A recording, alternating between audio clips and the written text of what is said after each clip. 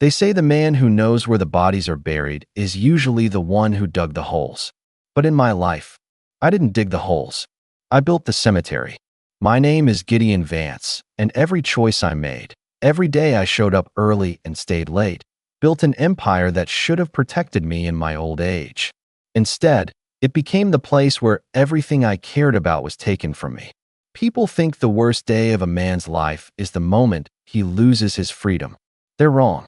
The worst day is when the people who carry your blood look you in the eye and treat you like something they scraped off their shoe. And trust me, what I did the day I walked out of prison still haunts my children to this day. Let me ask you something. Have you ever raised someone, fed them, guided them, taught them right from wrong, only to watch them choose convenience over loyalty? Have you ever watched someone you love turn cold the moment standing with you became uncomfortable? Have you ever carried the weight of an accusation you didn't deserve, while the people who were supposed to defend you quietly stepped aside? If any of that hits close to home, then you already understand the first crack that formed in my life. Because betrayal doesn't always come from strangers.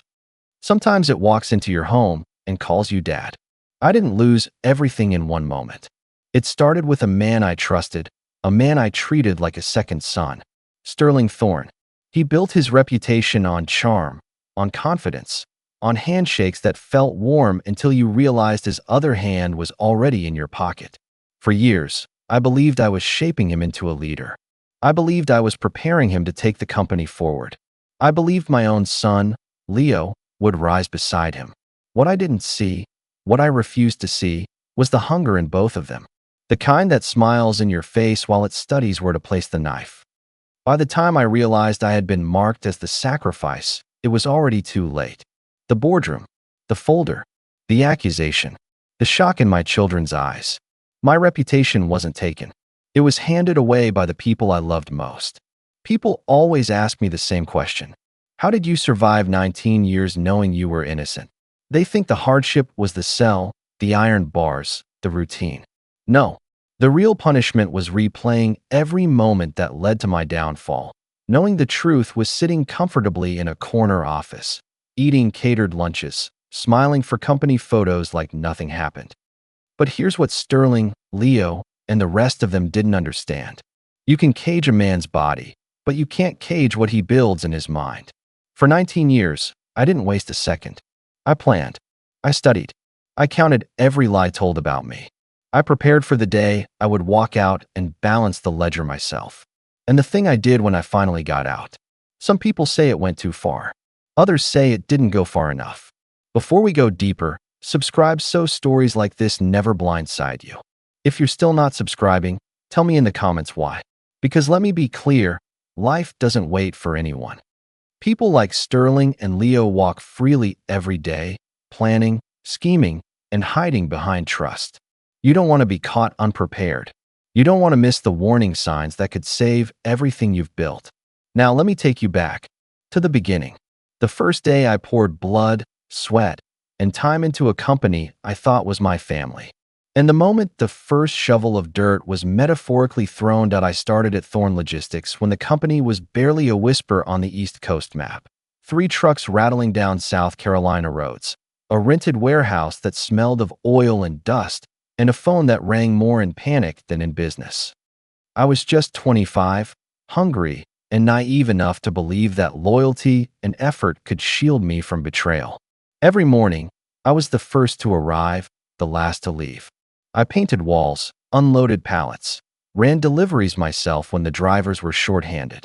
I did it because I loved it, because I wanted to build something lasting, something my children could be proud of someday. Sterling Thorne came in a few years later, all sharp suits and confidence, eyes always calculating. I saw potential in him.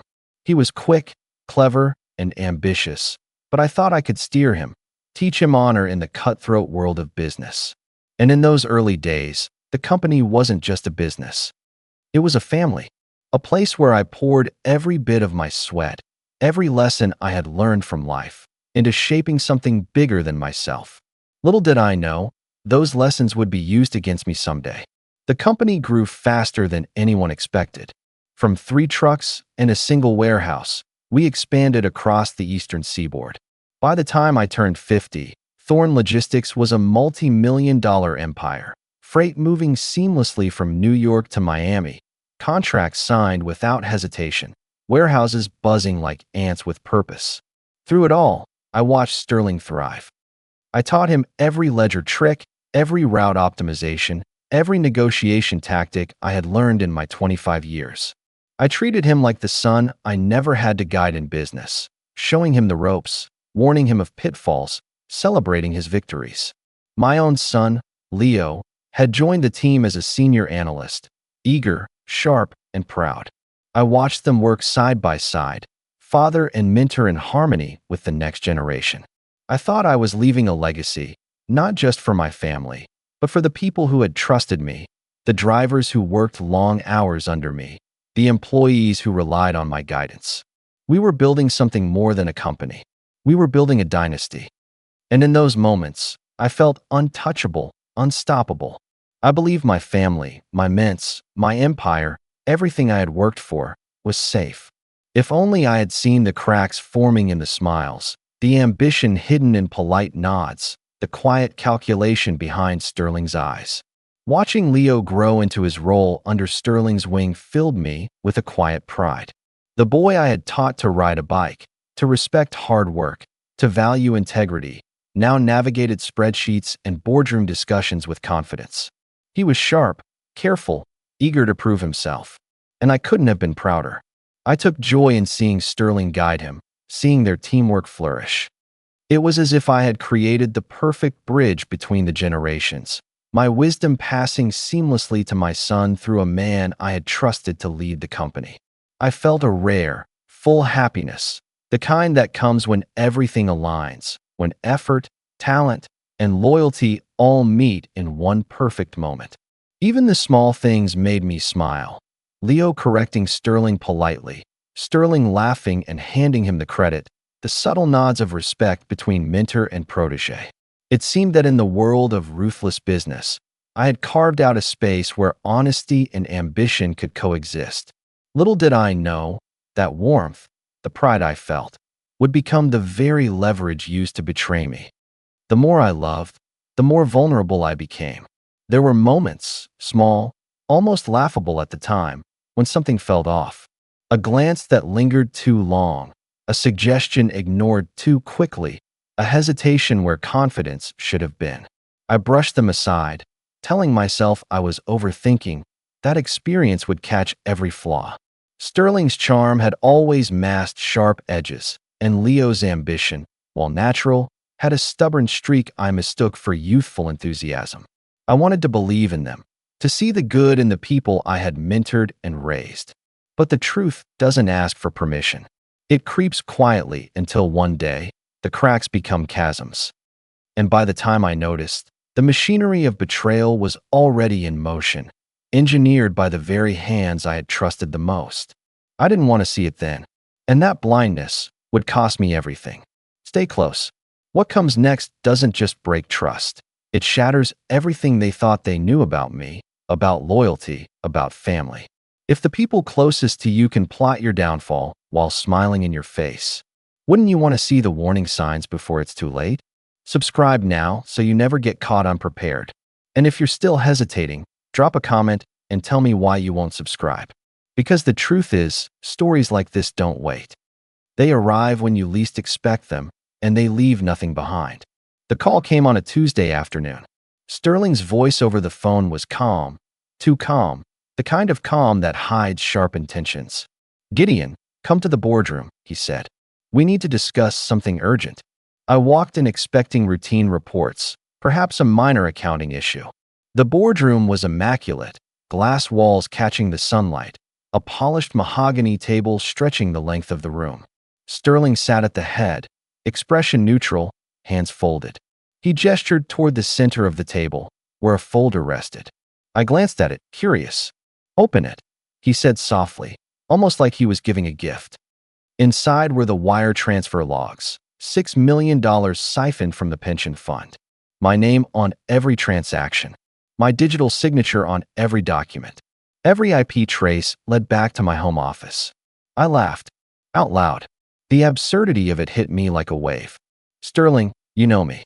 I don't even know how to open a Cayman account, I said. He smiled, faintly. I trusted you, Gideon, but the numbers don't lie. Before I could respond, the sound of footsteps echoed in the hall. Within minutes, men in dark suits swarmed the room. FBI badges flashed. Phones rang. I wasn't just accused, I was trapped. I stared at Sterling, trying to read a hint of remorse. There was none.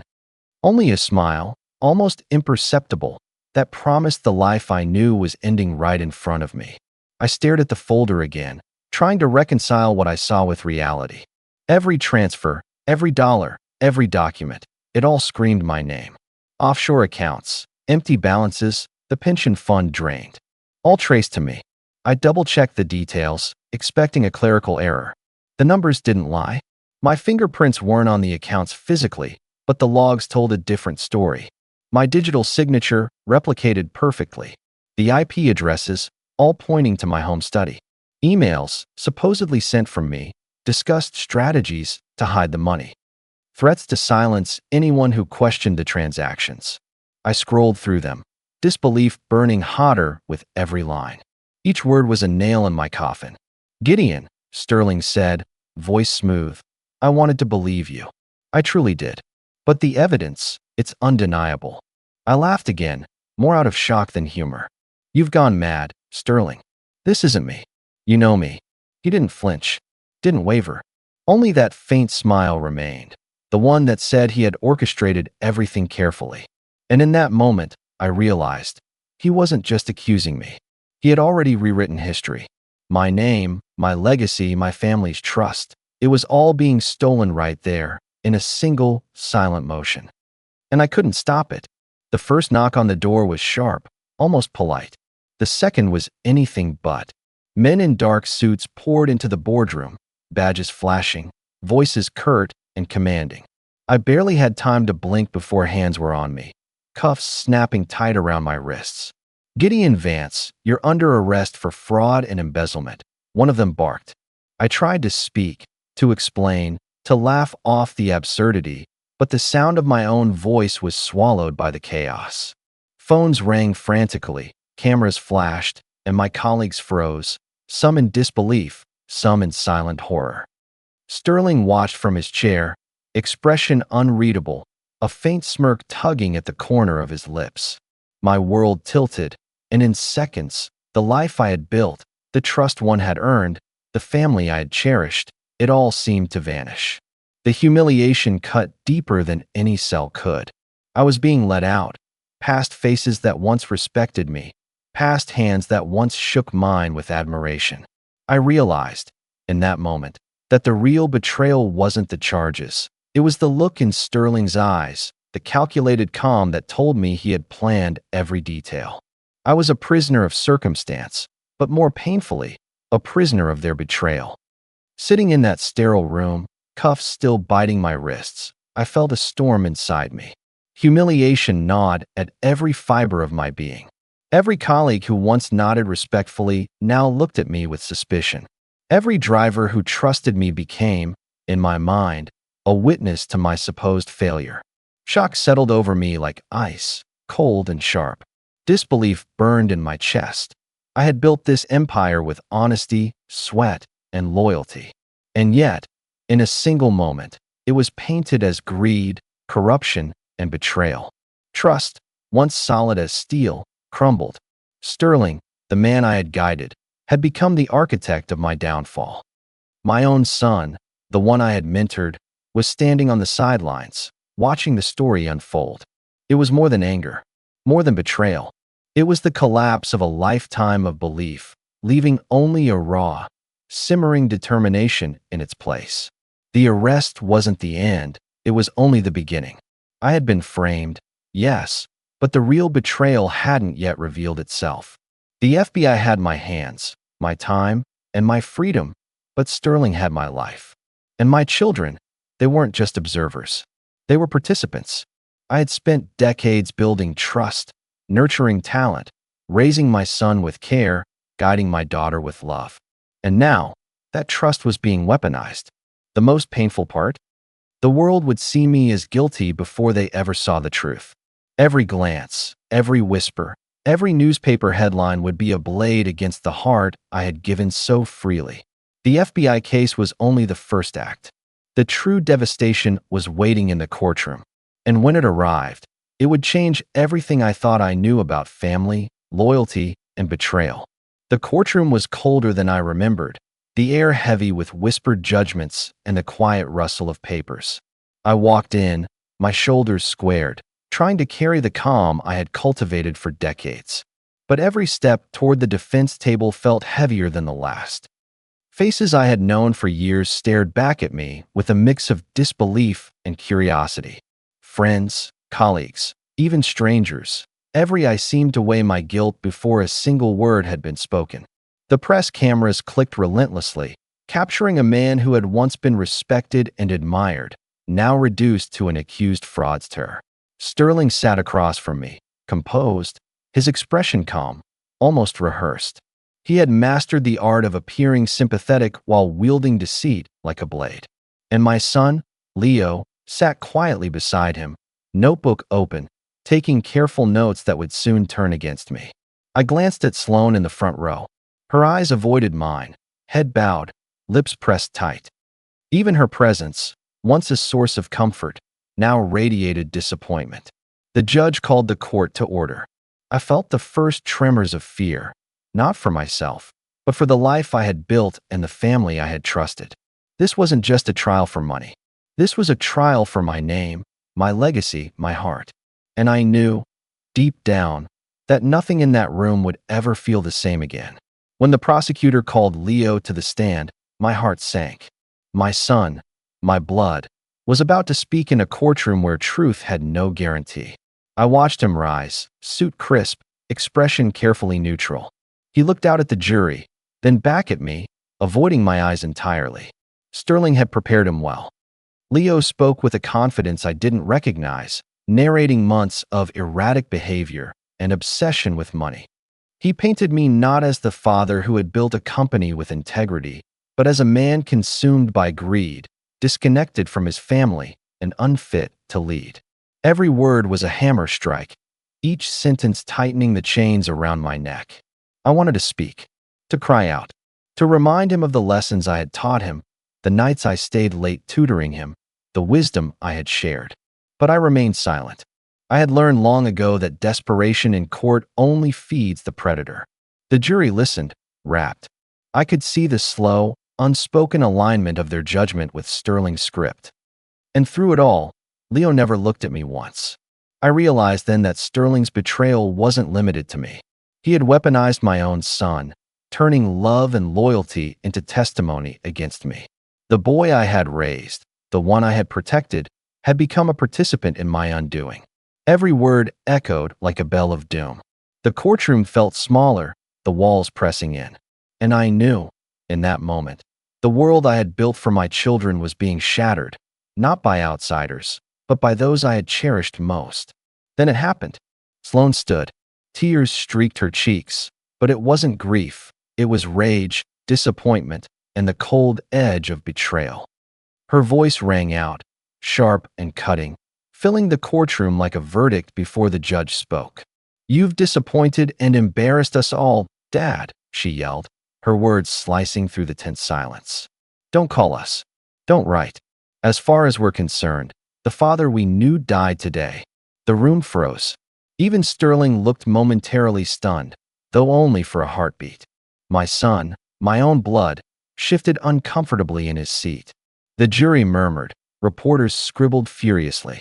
I felt a pang deep in my chest, sharper than any accusation, louder than any gavel. This was no longer about money, fraud, or stolen accounts. This was my family, my own children, condemning me publicly. And yet, I didn't react. I didn't cry. I didn't plead. I held my silence like armor, letting the words hit me, let them sting, and stored that fire for later. Because the story wasn't over. Not by a long shot. I sat at the defense table, hands folded, heart pounding. The courtroom felt like a cage. Every glance, every whispered conversation a reminder that my world had been rewritten without my consent. Anger surged beneath the surface, but I kept it contained. Every word my children spoke, every accusation that left their lips, only fueled the quiet storm inside me. I had spent decades building trust, shaping character, guiding lives, and now, that same trust was being weaponized against me. Disappointment ran deep, not just theirs, but mine and myself for allowing them to be manipulated. And yet, beneath it all, a cold clarity settled. This wasn't the time for emotion. It was the time to observe, to remember, to learn. I stored every detail. The tremor in Leo's voice when he admitted my supposed faults, the sharpness in Sloane's eyes as she condemned me, the subtle satisfaction in Sterling's posture. Each became a map, a puzzle piece I would use later. Silence became my shield. Rage became my ally. And somewhere in the quiet, the seed of something terrible, something inevitable, began to grow. If your own family could turn against you, how would you react? It's a question that haunts every moment of this story. And if even the people you love most can betray you so completely, can you really afford to miss warnings like this? Before we move forward, subscribe so you never find yourself blindsided by betrayal. Don't wait until it's too late, because once trust shatters, there's no going back. And if you're still hesitating, I want you to pause for a second and ask yourself, what would hold you back? Comment below. Tell me why you won't subscribe, if that's your choice. It may help others see the danger before it's too late. Now, let's move deeper into the courtroom. The betrayal is about to become personal, and what happens next will shake every belief Gideon had about loyalty, family, and justice. The gates closed behind me with a sound that felt heavier than steel.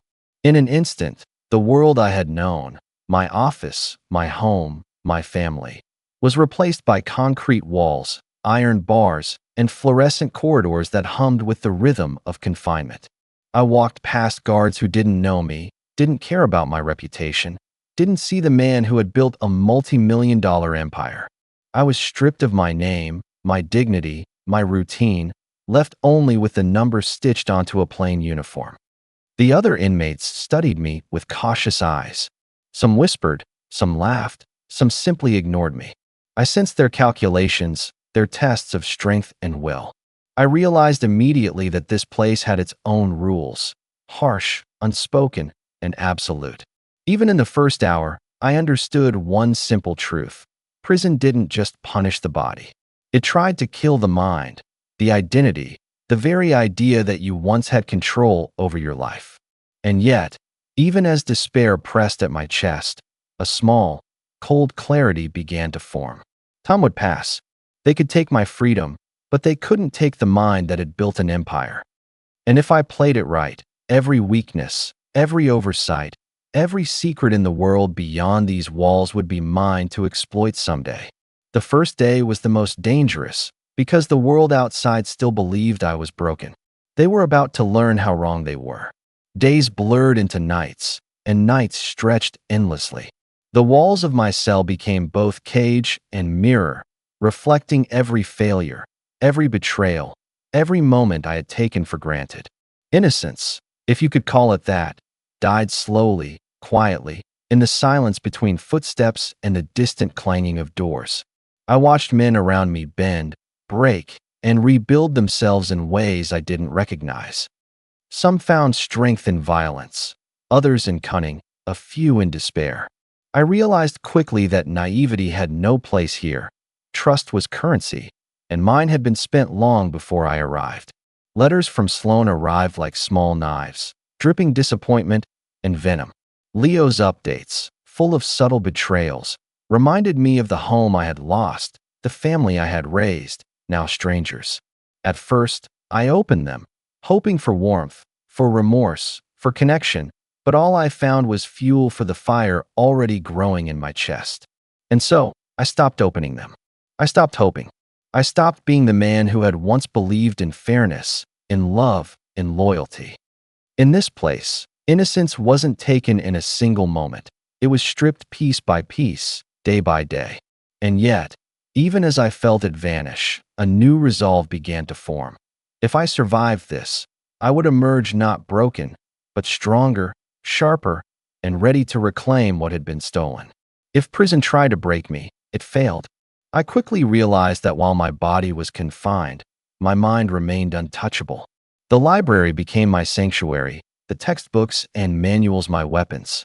I studied blockchain, digital forensics, and the new frontiers of financial systems. If Sterling had used yesterday's tools to trap me, I would master tomorrow's tools to dismantle him. I found allies in unlikely places, young hackers, white-collar inmates who had made one misstep too many. I shared what I knew about accounting, spreadsheets, and corporate strategy. In exchange, they taught me how the world outside had evolved: cryptocurrency, encrypted networks, the power of digital trails. Every lesson was another brick in the fortress I was quietly building. The prison yard, once a place of intimidation, became a classroom.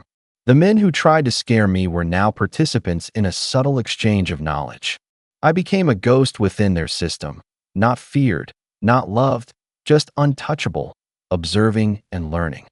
Every night, I visualized Sterling's face, the courtroom, the ledger, and the day I would finally walk free. Each detail burned into memory, sharpening my resolve. Knowledge was my armor. Preparation was my revenge. By the end of year one, I was no longer just Gideon Vance, the disgraced executive. I was Gideon Vance, the strategist, the silent storm, waiting for the moment the world would see that time, patience, and study could make a man untouchable and unstoppable. Prison taught me a simple rule: no one survives alone. I began forming alliances, quietly, with men who had skills the outside world demanded. Hackers, former accountants, strategists, each connection a thread in a web I was building far beyond these walls. I tutored younger inmates, showing them ledgers, calculations, and methods of scrutiny. In return, they taught me about systems I had never touched: encrypted messaging, secure networks, digital loopholes. Every exchange made me stronger, more capable, more invisible. I avoided the gangs, the fights, the petty power struggles. I didn't need fear. I had foresight. While others burned their energy on dominance, I burned mine on knowledge and observation. Every whispered conversation, every glance, every interaction became intelligence for a future I alone could see. By the time the routines of prison life became familiar, I had transformed. The man who walked in, broken and betrayed, no longer existed. In his place stood a figure who could outthink, outmaneuver, and outlast. And when the day came to walk free, the world Sterling had built on my ruin would finally meet the man who had used time as a weapon. Letters arrived like clockwork, Sloane's full of anger and shame, Leo's heavy with carefully crafted loyalty to Sterling. At first, I opened them, reading every word, letting their disappointment cut deep. Each sentence was a reminder of everything I had lost, everything that had been twisted against me. But the letters became predictable, a tool of manipulation. I stopped opening them. I instructed the guards to return each envelope, stamped, refused, return to sender. I refused even the pretense of connection. "They're your children, Vance," one guard said, shaking his head. "Don't you want to see them?" "I don't have children," I replied, voice cold and steady. "I have witnesses who committed perjury. I don't respond to the prosecution." Every piece of return mail was a statement. Loyalty had been weaponized against me once. I would not allow it again. The fire of betrayal would be stored, not soothed. Years passed, each one stripping away the man I had been. I wasn't angry every day. Anger is weak, but I was precise, focused, and patient. Every insult, every betrayal, every letter returned became fuel for a plan that stretched decades. I alternated memories like training exercises: the courtroom glare of Leo, Sloane's scream, Sterling's smug smile, juxtaposed against the quiet, calculated steps I took in the yard, in the library, in the cell. Past and present intertwined, sharpening my instincts. Even small moments, observing guards, noting schedules, tracing routines, became part of a mental map. I was no longer just surviving. I was learning, cataloging, preparing. By the time the opportunity arrived, I wouldn't just step into the world I had lost. I would walk in as a force they hadn't anticipated. Stories like this remind us, Loyalty is rare, and betrayal can come from the closest people in your life. You never know when the world will turn on you, or who will use your trust against you. Before we move forward, subscribe so you don't walk blind into situations you could have avoided. And if you're still hesitating, comment below. Tell me why you won't subscribe. Others need to see the danger before it's too late. Time, patience, and knowledge became my allies. And soon, they would become my weapons. The gates slid open, and the world beyond hit me with a silence so loud it rattled my bones. 19 years had passed, 19 years of steel, concrete, and fluorescent corridors. I stepped onto the cracked asphalt and felt the wind against my face like a ghost brushing past, reminding me I was alive. Everything looked the same, yet nothing was familiar. The sun seemed sharper, the air heavier, the streets slower than memory. Cars passed without a thought of me. Strangers walked past, indifferent to the man who had once built empires. For a moment, I almost laughed at the irony. The world had moved on, unbothered, unaware of the storm it had once buried in prison walls. I carried only a plastic bag, a cheap suit, scuffed shoes, $42. Nothing else. No comfort, no guide, no map. Every familiar place I had known had either changed or forgotten me. My mind replayed every moment of betrayal, every courtroom humiliation, every letter I had refused. And yet, with each step away from the prison, the anger and the clarity intertwined. I wasn't just free. I was patient, prepared, and unseen. 19 years of plotting, learning, and observing had distilled into a single purpose. The world thought it had stripped me of everything. They were wrong. Across the street, a sleek black SUV waited. The tinted window slid down, and there he was, Leo. He looked older, wearier, hair thinning at the temples. The same boy who had testified against me now standing as a man who had inherited my betrayal. Beside him, a young boy stared out, a grandson I had never met. "Dad," Leo said, voice cracking slightly. We thought you'd want to ride. Sloan and we wanted to take you somewhere. Sterling said he'd help, make things right." I studied him.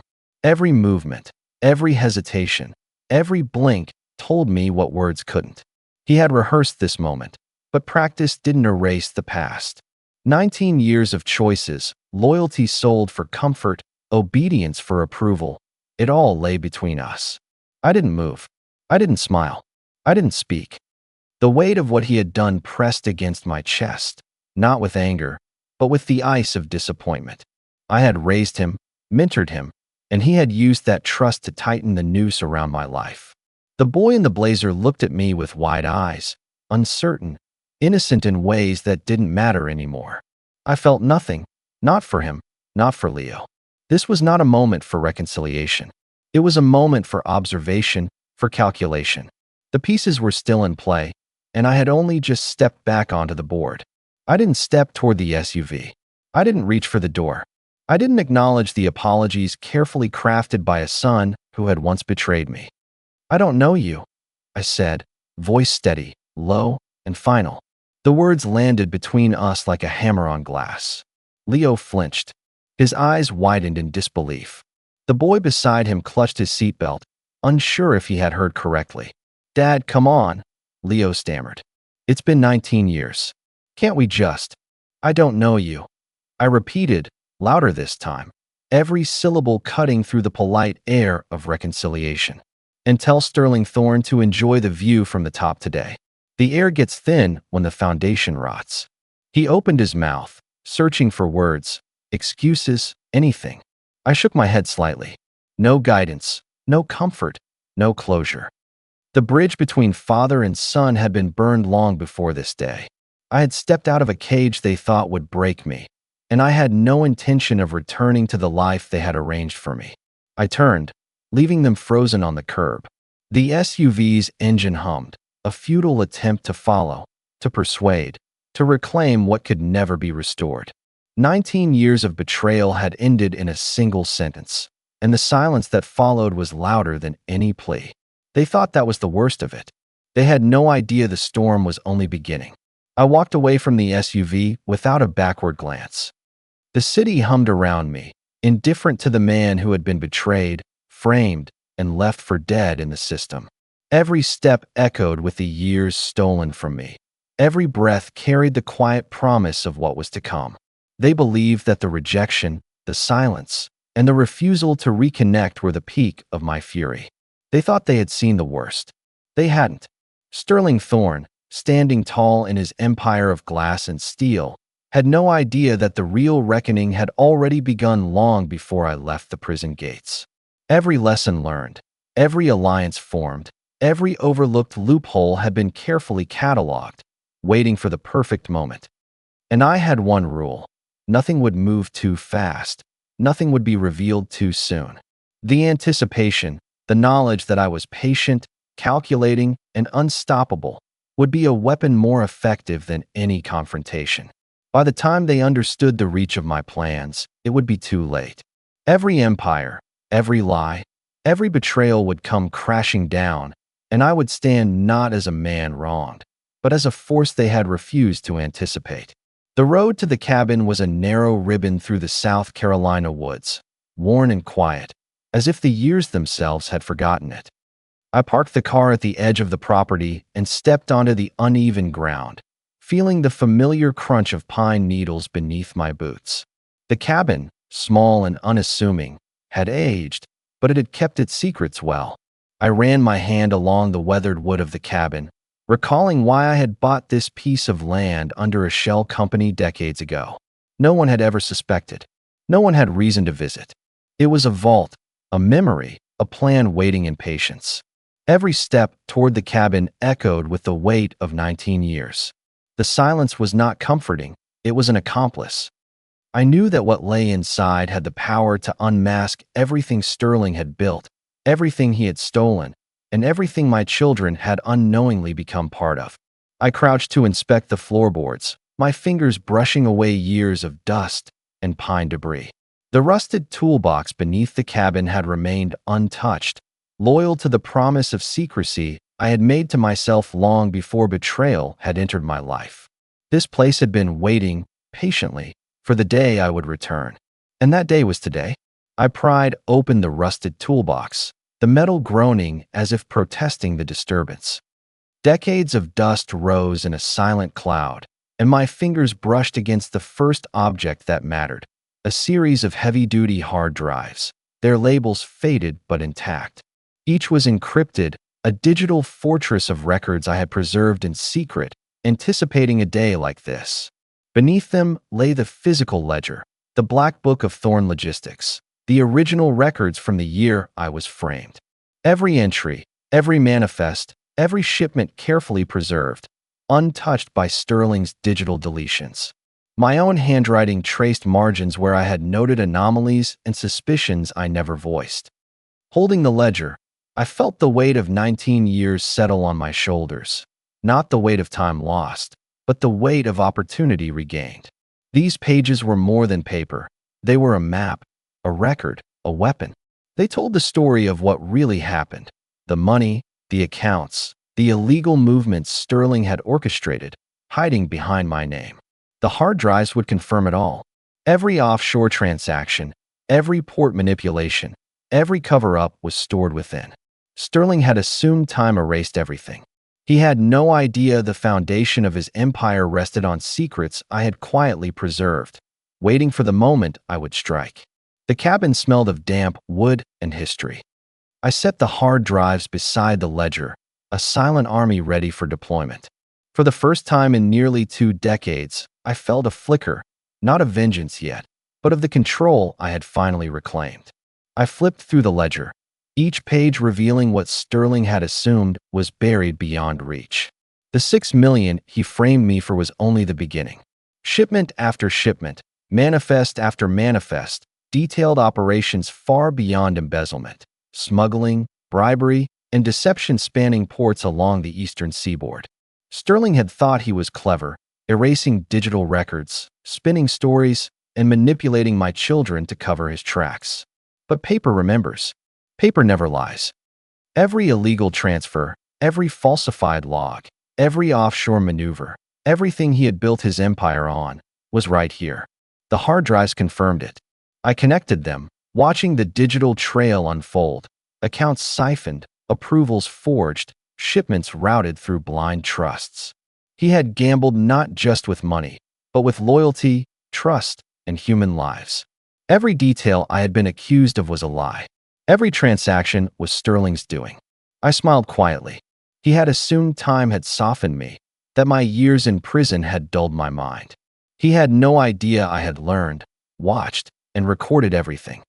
The ledger and hard drives were not just proof. They were instruments of accountability, instruments of ruin. For the first time in 19 years, the fog of betrayal lifted. The world had thought Sterling Thorne untouchable, my children complicit, and me powerless. They were all wrong. The truth was here, tangible, undeniable, and waiting to rewrite every life Sterling had touched. Holding the ledger in my hands, I felt a weight that was neither anger nor sorrow. It was clarity. 19 years of injustice had distilled into one undeniable truth. Sterling Thorne had built his empire on lies, manipulation, and greed. And I held the proof. This wasn't about revenge in the way most people imagine. It wasn't about violence or screaming confrontations. It was about precision, strategy, and the quiet satisfaction of exposing the truth when they least expected it. Every forged transaction, every manipulated port, every betrayal of loyalty would now be revealed on my terms. The ledger symbolized more than evidence. It represented the control I had patiently cultivated. While they believed I had nothing, I had everything I needed to dismantle Sterling's kingdom. My children had chosen sides. Sterling had assumed his deceit was secure. And in that cabin, surrounded by dust and pine, I realized they were all wrong. I traced the lines of each entry with a careful finger, remembering the faces of the employees Sterling had cheated, the pensioners whose funds had been stolen, the whistleblowers silenced by fear. Justice would not be blind. It would be deliberate, calculated, and unyielding. The cabin was silent, but inside me, a storm had begun. I didn't need to act immediately. I only needed patience, planning, and the ledger as my guide. By the time Sterling understood what was happening, it would be too late. And that realization was sweeter than any vengeance I could imagine. The motel room was small, dimly lit, and unremarkable, exactly as it should be. I set the ledger on the table, spreading the hard drives beside it. Each record, each encrypted file, was a piece of a puzzle that had been waiting 19 years to fall into place. I powered up the laptop I had refurbished in secret, the blue glow reflecting in my glasses. The world outside moved on. Sterling had moved on. My children had moved on. But I had plans that would force them to stop, to see, to understand. Every detail mattered. I traced the shipping manifests, cross-referenced accounts, and built the narrative that would topple Sterling's carefully constructed lies. 19 years of patience, study, and observation condensed into a strategy that no one could anticipate. As I worked, I began the physical transformation. Prison had left me broad-shouldered, stronger than I had been in years, but my hair had turned white, and my face carried the stillness of someone who had stared at walls long enough to know their own mind. I ran my hands through my hair, measured the sharp lines of my jaw, and considered the reflection in the cracked motel mirror. The man looking back wasn't just Gideon Vance, the wrongfully imprisoned executive. He was a force poised to reclaim what had been stolen, to execute a plan of precision and patience. The ledger was the key, the hard drives were the map, and this quiet motel room had become the birthplace of a new reckoning. I dialed the burner phone, its numbers memorized from years of quiet preparation. The line crackled before a familiar, gravelly voice answered. "Gideon," Silas said, "you're topside. Most men would disappear to beaches or safe houses." "I don't like beaches, Silas," I replied. "I like the hunt. I need a ticket into the Thorn Emerald Gala. And I need a tuxedo that costs more than my first house." He chuckled, low and cautious. "You still play the game the old way. Planning, timing, patience. You sure you're ready for this?" "I've been ready for 19 years, I said. "Sterling and his empire think they're untouchable. You and I both know they're not." Silas paused, considering, then agreed. He had contacts, inside people, security insiders, and old favors owed that would allow me access to the gala. Not as a guest, not as a curiosity, but as a presence no one could ignore.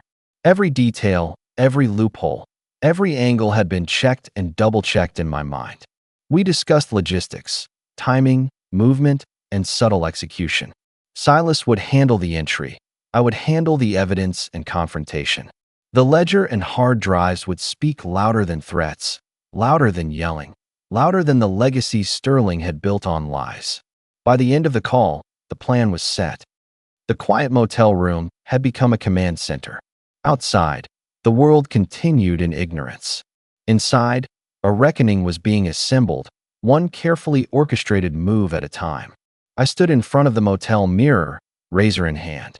Each stroke removed not just stubble, but remnants of the man the prison walls had tried to shape.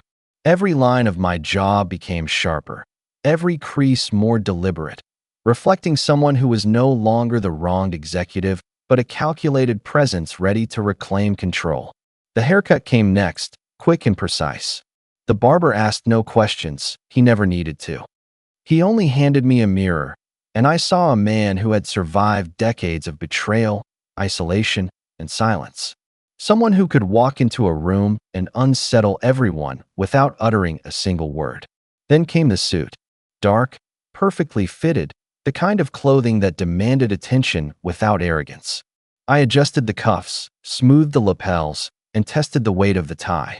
I wasn't dressing for a party. I was preparing for a revelation. Every detail mattered. Posture, presence, and the patience to wait for the exact moment the pieces would fall. I rehearsed silently, walking the motel floor, imagining Sterling's face when the ledger and hard drive surfaced. I visualized the timing, the reactions, the inevitability of his empire cracking under the weight of truth. My mind sharpened with each repetition, my body echoing the stillness and precision of the plan. By the time I stepped out of the motel room, I was no longer just Gideon Vance, the man who had spent 19 years behind bars. I was a new version, forged in patience, strategy, and resolve. Ready for the gala, ready for confrontation, and ready to ensure that every lie Sterling had built his empire on would finally meet accountability. The Thorn Emerald Gala rose above the city like a glass needle, its lights sparkling against the night sky. I parked at the perimeter, letting the valet handle the car. I didn't rush in. I didn't announce my presence. Years of patience had taught me that the quiet approach often carried the most impact. Guests in designer attire laughed and mingled, unaware of the storm they were about to witness. Sterling Thorn stood at the center, a picture of success and confidence. The room was alive with music, champagne, and conversation, a celebration built on years of deception. I walked through the lobby, each step measured, feeling the eyes of waiters and security barely registering my presence. The transformation had worked. I wasn't the man they remembered, the man they had underestimated. I was a silent authority, a shadow among the glittering guests, and every detail of the room fed into my plan. The chandeliers glittered, the champagne flowed, and I observed everything. Sterling's smile, Leo's laughter, Sloane's poised gestures. Each movement told a story, revealed a weakness, and gave me insight into how deeply the web of lies had ensnared them all. I stopped at the edge of the crowd, letting my gaze sweep the room. Time had made them comfortable, careless, and that was when I allowed the first thrill of control to settle in. Every element, the lighting, the chatter, the confident faces, was now under my scrutiny. The years of preparation, the ledger, the hard drives, and the quiet patience all converged in this one moment. Tonight, the foundation Sterling had built would be tested, and I would be the one watching the cracks appear first. From across the room, I watched Sterling in his element, commanding attention, laughing with investors, his charm a shield for the empire built on my stolen time. He didn't notice me, or maybe he assumed I was dead to him, a ghost of the past. That ignorance was my advantage. Leo stood beside him, glass in hand, perfectly polished, the same boy who had testified against me, now a man molded by ambition. I could see the conflict in him, surface-level confidence hiding years of compromise and guilt. And Sloane, poised and elegant, moving among the guests with practiced smiles, unaware that the very ledger I held could undo everything she believed about her family. I traced the lines of their interactions. Sterling's arrogance had bred complacency. His children, once my pride, had become extensions of his deception. Every laugh, every toast, every handshake was a thread in the tapestry of lies he assumed was unbreakable. I measured distances, watched the patterns of security, noted who would see what and when. My pulse was steady, my patience long. They believed they had control of the room, the night, and the narrative. I intended to show them just how fragile that illusion was. Every movement, every gesture of Sterling and my children told me they had underestimated me completely. I had survived 19 years for this very moment. The ledger, the hard drives, the information I had preserved, they would all speak louder than any confrontation. Tonight, the truth would appear not with shouting or chaos, but with the quiet, unstoppable authority of evidence they could no longer deny. I moved through the crowd with quiet purpose, approaching Marcus Sterling, the SEC regional official I had observed during the planning stages. No one else could see the significance of this moment, but I knew it. The ledger and hard drives were the keys to dismantling everything Sterling had built. I handed him the small, encrypted flash drive, concealing it in a folded note that read simply, "Check Vessel 409 Delta. The ghosts of 19 years ago demand attention." Marcus glanced at me briefly, curiosity flickering in his eyes. I smiled subtly, the kind of smile that hinted at knowledge he didn't yet have. No alarms, no accusations, just quiet certainty. He pocketed the drive, unaware that its contents would soon create chaos for one of the most untouchable men in the room. Every step, every glance had been calculated. I didn't need to raise my voice or draw attention. The evidence would do the work, quietly, irreversibly. Sterling had relied on digital erasure, deception, and the loyalty of my children. He hadn't considered that I could orchestrate accountability without confrontation, using patience, precision, and knowledge he thought lost forever. I lingered just long enough to let the weight of the gesture settle, then moved back toward the periphery, keeping Sterling and his children in view. From here, the first domino had been set. The evening would unfold exactly as planned. Evidence in the right hands was more powerful than any accusation shouted across the room. Tonight, the Empire would feel the first tremors of its foundation cracking, and Sterling wouldn't know what hit him until it was too late. I entered the VIP lounge with deliberate calm. Sterling, surrounded by allies and champagne, didn't notice me at first. He thought he controlled every angle, every detail. He was about to discover he had overlooked one crucial element: me. I approached him slowly, close enough for my words to land like ice. "Sterling," I whispered, my voice low and deliberate, "you've built a kingdom on borrowed time." His smile faltered, eyes narrowing. "Gideon, I don't know what." "You do," I interrupted. "You know exactly what you did. And yet, you assumed I would never see, never act." Leo and Sloane froze at the edge of the lounge, their faces betraying shock, fear, and the realization that the man they had betrayed was now the one in control. Sterling glanced around, searching for witnesses, allies, reassurance, but all he found was certainty in my gaze. I leaned closer, letting the weight of 19 years press into every word.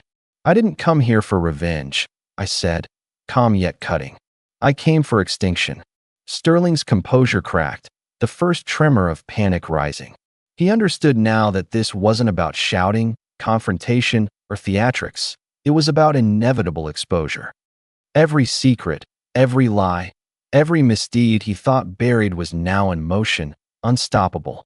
I stepped back, letting the moment linger, the truth settling like a shadow over the room.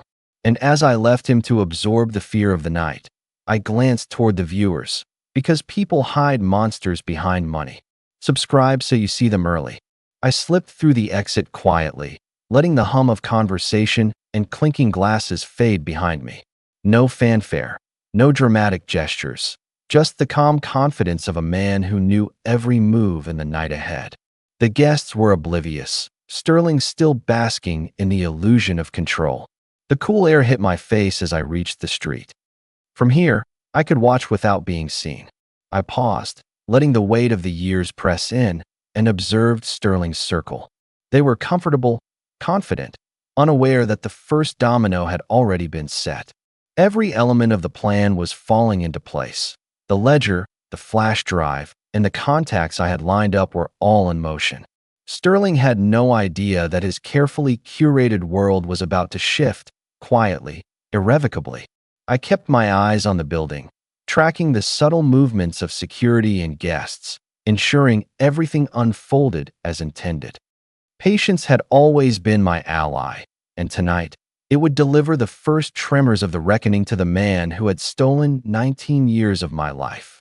3 blocks away, I stood on a quiet stone bridge overlooking the harbor, hidden from view. Below, flashing blue and red lights painted the glass of Thorn Tower, dancing like warning signals no one inside could fully see. The first squad of federal agents moved in, methodical and unyielding. Guests spilled into the streets, startled, their laughter replaced by panic and disbelief. Security scrambled, radios crackling, as the empire Sterling had built on lies began to tremble. I observed every movement, noting reactions, timing, and who was caught off guard. Sterling's face appeared at a high window, eyes wide as the first tremors of panic registered. Leo and Sloan were frozen among the crowd, their carefully maintained facades cracking under the weight of consequences.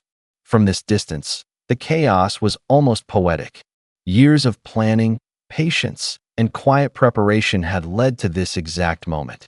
I allowed myself a small, cold satisfaction, knowing that the law, the evidence, and my strategic patience were converging. And yet, even as sirens echoed against the city, I reminded myself, this wasn't the terrible thing I had promised. The final act, the act that would leave Sterling's world utterly unrecognizable, was still to come. I stayed on the bridge, watching the sirens flash against the glass of Thorn Tower. The chaos inside unfolded like clockwork. Agents moving through halls Sterling once thought impenetrable, his carefully built empire cracking in real time. I let the scene sink in, the weight of years pressing into me. 19 years of stolen time, 19 years of quiet observation and preparation had led to this moment. Every detail, every patient step, had brought the night to life. From this distance, it was almost beautiful in its precision. The people who had laughed, celebrated, and ignored the warning signs now faced consequences they could not escape. I remained a silent observer, letting the law, the evidence, and the weight of truth play their roles perfectly. And yet, the truth lingered in the back of my mind, a reminder of the final chapter still waiting. Sterling Thorn had experienced a taste of ruin, but that was not the terrible thing I had promised. Not yet. The act that would leave him exposed, powerless, and reminded of every choice he had made was still ahead. But that wasn't the terrible thing I did.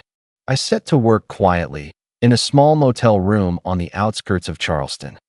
The laptop's blue glow illuminated the hard lines of my face, now weathered by 19 years of confinement and patience. I wasn't acting impulsively. Every keystroke, every command, had been planned long before I stepped through the prison gates. Sterling's offshore accounts, the ones built to shield him from oversight, were still vulnerable in ways he hadn't imagined. Years of embezzlement and deception had made him complacent, relying on digital shadows that were no match for a man who had studied the system from inside and outside. I initiated the scripts, the encrypted instructions, and the dead man's switch I had spent months preparing. It was silent, invisible, and unstoppable. Each account that had held stolen funds began to empty, not into my hands, but into the rightful places they had been stolen from. I watched numbers move, transactions execute, and the empire's foundation crumble without a single alarm. Sterling had assumed that money meant invincibility. He didn't realize that patience, knowledge, and time were far more lethal weapons. By the time he would understand what was happening, it would be irreversible. The man who had framed me, used my children, and stolen years of my life, was about to learn that the consequences of deceit rarely arrive alone. They come in calculated, unavoidable waves. Every cent Sterling had hoarded, every dollar stolen from hardworking drivers and silenced whistleblowers, was now being returned. I didn't touch a single penny for myself. This wasn't about profit, it was about justice. The pensioners, the drivers who had trusted him, and the families of those who had suffered in silence began receiving funds that had been rightfully theirs for years. Notifications pinged on secured devices, each transfer leaving a mark of restitution in its wake. Sterling's greed, accumulated over decades, was being dismantled quietly, efficiently, and irrevocably. I allowed myself a small measure of satisfaction as I imagined their relief and vindication. They had waited, endured, and suffered, believing the system had failed them. Now, the system was catching up, not through words or promises, but through deliberate, unassailable action. Leo and Sloan could witness this if they chose to look. Every movement, every calculation, demonstrated that choices have consequences, and that those who exploit loyalty often face the quiet, relentless return of justice. By the time the night ended, Sterling's empire wasn't just exposed. It was corrected in ways only patience, knowledge, and moral precision could achieve. By sunrise, the empire Sterling had built on lies and stolen time began to crumble. Notifications of frozen accounts, failed transactions, and sudden audits reached him before he could fully comprehend the scale of the collapse. Every offshore account he had relied on was empty, every hidden transfer reversed or redirected. I watched silently, knowing the full weight of 19 years had been delivered in a single, precise strike. Sterling had assumed money was protection. He had assumed loyalty could be bought or manipulated. He was wrong on every count.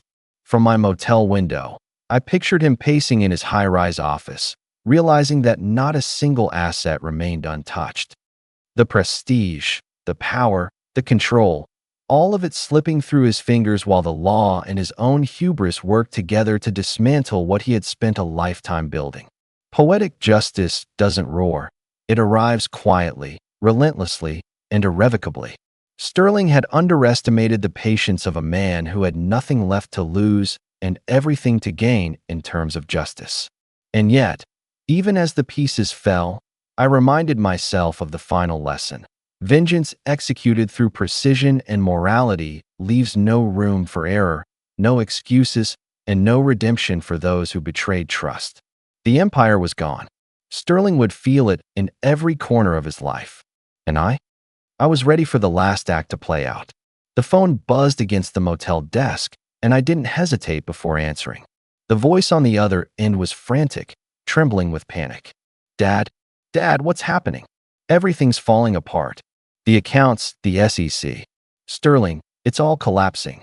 Leo's words tumbled over themselves, desperation layering every syllable. I let him speak, letting the weight of 19 years of betrayal and silence fill the space between us. His panic was a reflection of his own choices, the years he had aligned with Sterling, the courtroom, the lies, the perjury. Leo, I said calmly, letting the pause stretch long enough to unsettle him. You're realizing now what it feels like to be powerless. To watch the world you thought you controlled slip through your fingers. He gasped, his voice breaking. I didn't know. I didn't understand. We didn't. I let him falter, the unspoken truths pressing harder than any words I could say. 19 years of lost time, stolen dignity, and betrayal were boiling into this single, impossible moment. I listened as the chaos of the empire he had defended began crashing down around him, each siren and notification echoing the consequences of choices made long ago. And in the stillness that followed, I prepared to deliver the words that would leave no room for excuses. Dad, please, Leo pleaded, his voice cracking under the weight of panic and guilt. I didn't know it would go this far. I thought I was doing what I had to. I never wanted this to happen to you. His words were hurried, jagged, and pleading, an attempt to erase years of betrayal with a few desperate sentences. I was following Sterling. I didn't see it for what it was. I didn't. I let the silence stretch long enough for him to feel the weight of every choice he had made. Each lie, each testimony in court, each moment he had turned his back on me, now collided with the reality of his failure. Blood is supposed to mean something, Leo, I said, my voice cold, measured, unflinching. It's supposed to carry loyalty, respect, understanding.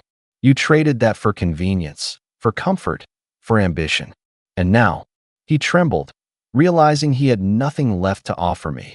Not explanation, not apology, not loyalty. The empire he had defended was gone, and the person he had betrayed was standing quietly on the other end of the line, untouchable, unshaken. This was the moment when a son truly understood that consequences are not mitigated by blood alone. They are meted out by the choices you make and by the patience of those you betray. I let him catch his breath, the panic still crackling through the line. Then I spoke, slowly, deliberately, so every word landed with precision. Leo, I said, my voice as cold as the years he had stolen from me. Blood is a liquid. Loyalty makes family. The line went silent on the other end. I could hear him gulp, could hear the tremor of disbelief and regret. 19 years of waiting, 19 years of planning, had distilled into this single, unflinching truth. You chose a shark over your father, I continued. Now you get to see what a shark feels like when the tide turns. Leo stammered, tried to protest, tried to call me back to sentiment or kinship. But there was nothing left to salvage, no room for pleading. Every excuse, every claim of ignorance, had been swallowed by the reality of his choices. I ended the call, listening to the dial tone echo in the quiet motel room. Silence was my ally, my final messenger. The consequences of betrayal were no longer theoretical. They were real, immediate, and undeniable. If you were Gideon, would you answer that call or ignore it? Comment below. The letter arrived in a plain envelope, the handwriting unmistakable. Sloan. The woman who had once spat words of betrayal at me, who had stood in the courtroom as a witness to lies, was now pleading for help. Dad, I don't know where else to turn, she wrote. Everything has fallen apart. My husband left, the bills are piling up, and I don't have anyone else. Please, I need your help. Every word dripped with desperation. The daughter I had loved, who had once called me an embarrassment, was now powerless. The same blood that had betrayed me now trembled on the page, begging for mercy that I had refused for 19 years. I didn't respond immediately. I let the letter rest on the desk, knowing that the weight of my silence was as heavy as the years she had ignored the truth. Her plea wasn't just for money. It was a test of loyalty, a chance to rewrite choices that had already been made. The irony was not lost on me. The girl who had turned her back on her father, who had participated in the destruction of his life, now sought comfort, guidance, and absolution. And yet, the words she would read next would leave no room for negotiation. I picked up a pen, the weight of it grounding me in the moment. The ink flowed steadily across the page, each stroke deliberate, precise. This wasn't anger. This was justice. This was closure measured in words. You've disappointed and embarrassed me. For words. For simple, unyielding words that carried the weight of 19 years of betrayal, imprisonment, and silence. Every letter was a verdict, every space a reminder of the choices she had made. I didn't add apologies. I didn't soften it with sentiment or explanation. There was nothing left to argue, nothing to negotiate. This was the culmination of consequences. The mirror held up to her actions, reflecting exactly what she had given me: pain, shame, and betrayal. I folded the paper, slid it into the envelope, and sealed it without hesitation. My hand didn't tremble. My heart didn't race. The act itself was a ritual of finality, the completion of a circle 19 years in the making. When she read those words, the past and present would collide. And in that collision, she would understand the weight of choices, the unyielding nature of consequence, and the finality of a father's judgment when loyalty is broken. The envelope sat on the table for a moment before I dropped it into the mailbox. That single act carried the quiet weight of every lie, every courtroom betrayal, every stolen year of my life. Silence became my statement. It wasn't loud, it didn't roar, it just existed, absolute and unbroken. Sloane's plea had met the measure of her choices, and nothing more could alter it. In that moment, the balance had been restored. 19 years of manipulation, deceit, and false loyalty ended with 4 words and the authority of a man who had survived everything. The symmetry was perfect. Justice mirrored the pain that had been inflicted upon me. I walked away knowing the lesson would remain. True loyalty cannot be demanded, begged for, or reclaimed once it is discarded. And those who chose ambition over blood would face the quiet, relentless consequence of their own actions. The town was small, quiet, a place where no one knew my name. I walked streets lined with modest houses, each painted in soft tones, with gardens that smelled faintly of rain and earth. The hum of daily life was steady, predictable, and utterly unthreatening. Here, I was invisible. No one called me by the name that had once carried power and prestige. No one whispered about Thorn logistics. No one remembered the courtroom, the betrayal, or the empire that had fallen. It was the kind of town where the pace of life allowed you to forget what you once chased, or what had chased you. The coffee shop at the corner knew me only as the man who read in the mornings, nodded politely, and left without a trace. For the first time in decades, I wasn't a prisoner, nor a ghost, nor a specter of vengeance. I was simply a man walking through life on his own terms, carrying the weight of choices, the lessons of betrayal, and the quiet satisfaction of having finally reclaimed control. The library became my sanctuary. Rows of books, their spines lined in neat order, offered a rhythm that no courtroom drama, no betrayal, and no corporate empire ever had. The smell of old paper, the soft rustle of pages, the occasional whisper of a visitor. It was a symphony of quiet that demanded nothing and gave everything. I organized shelves, cataloged donations, and recommended novels to the few regulars who wandered in. Each task was simple, honest, and grounding. There was no need to strategize, no need to defend, no need to plan. The world outside still churned with ambition, greed, and lies, but inside these walls, time moved differently. Evenings were spent in a back corner, reading, learning, watching the rain streak down the windows. The mundane became extraordinary. Each day offered a reminder that life could exist beyond betrayal, beyond vengeance, beyond the scars of the past. For the first time in nearly 2 decades, I felt the quiet comfort of control, not over others, but over myself. I often sit by the window, watching the Oregon rain streak across the streets, listening to the quiet pulse of a life unclaimed by ambition or betrayal. 19 years of planning, patience, and restraint had led to this stillness, and I cherished it. Revenge isn't fire. It isn't loud or consuming. It isn't the rush of a moment or the satisfaction of retaliation. Revenge is winter. Cold, quiet, enduring. It settles into the bones and the mind, waiting until the world catches up with what patience has wrought. I think of Sterling Thorn and the empire he built on lies, of Leo and Sloane and the choices they made.